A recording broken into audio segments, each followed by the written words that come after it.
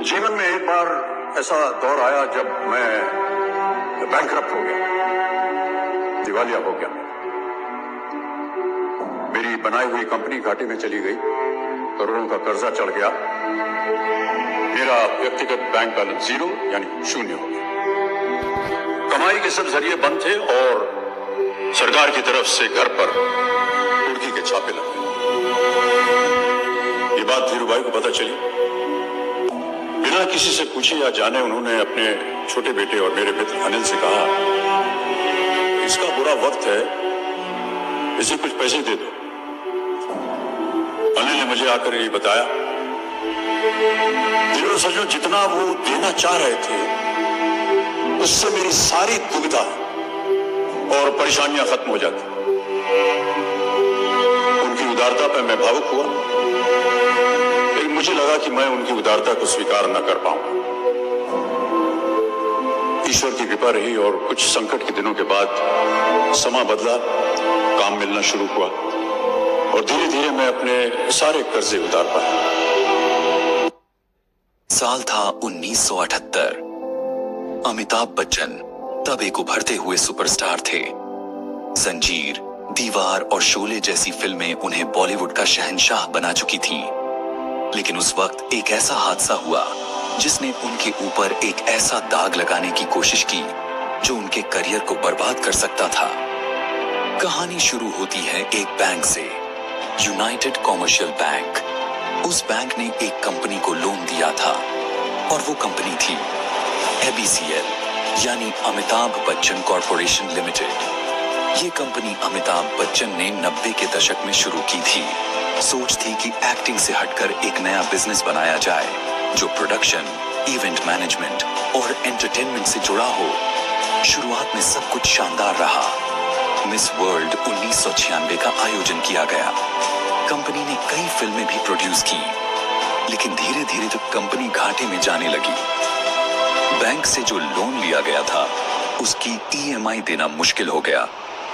Bank ने notice भेजा, company पर करप्शन के आरोप लगे, यहां तक कि मीडिया में छपने लगा अमिताभ बच्चन की कंपनी ने बैंक से धोखा किया है। लोग कहने लगे, जिस आदमी को हम रियल लाइफ में ईमानदारी का प्रतीक मानते हैं वो असल जिंदगी में करप्ट निकला। लेकिन सच्चाई ये थी कि अमिताभ बच्चन ने जानबूझकर कुछ भी गलत नहीं किया था। उन्होंने खुद उस समय कहा था, मैंने कभी भ्रष्टाचार नहीं किया, कभी किसी बैंक को धोखा नहीं दिया। हमने जो किया वो एक बिजनेस निर्णय था जो विफल हुआ, बस इतना ही। ना कोई फर्जी दस्तावेज, ना कोई मनी लॉन्ड्रिंग, ना कोई घोटाला। लेकिन लोग कहां मानते हैं। एक वक्त ऐसा आया जब अमिताभ बच्चन पूरी तरह कर्ज में डूब चुके थे। घर गिरवी रखा, कारें बेच दी, दोस्तों से उधार लेना पड़ा और तब भी मीडिया उन्हें करप्ट बिजनेसमैन के टैग से बदनाम करती रही। कोर्ट केस चला, पूछताछ हुई, लेकिन सबूतों की कमी के चलते कोई करप्शन साबित नहीं हो सका और अंततः कंपनी दिवालिया घोषित कर दी गई। लेकिन अमिताभ बच्चन ने हार नहीं मानी। साल 2000 में उन्होंने KBC यानी कौन बनेगा करोड़पति से छोटे पर्दे पर वापसी की।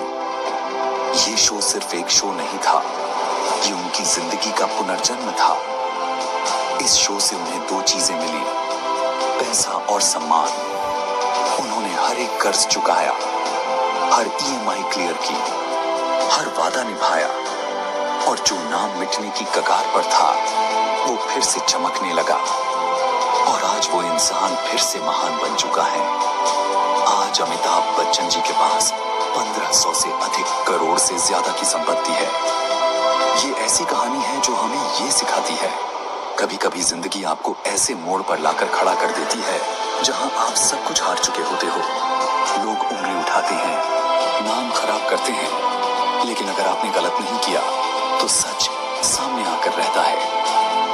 अमिताभ बच्चन जी ने हमें ये सिखाया कि भले ही पूरी दुनिया आपको करप्ट समझे, लेकिन जब आप खुद को जानते हो और सही रास्ते पर चलते हो तो एक दिन सब कुछ वापस मिल सकता है।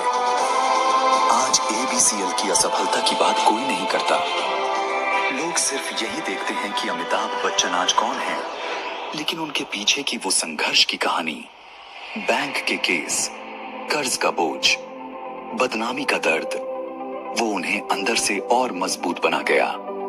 इसलिए जब अगली बार जिंदगी आपको घुटनों पर ला दे, तो याद रखना, अगर अमिताभ बच्चन जी वापस उठ सकते हैं, तो तुम क्यों नहीं? अगर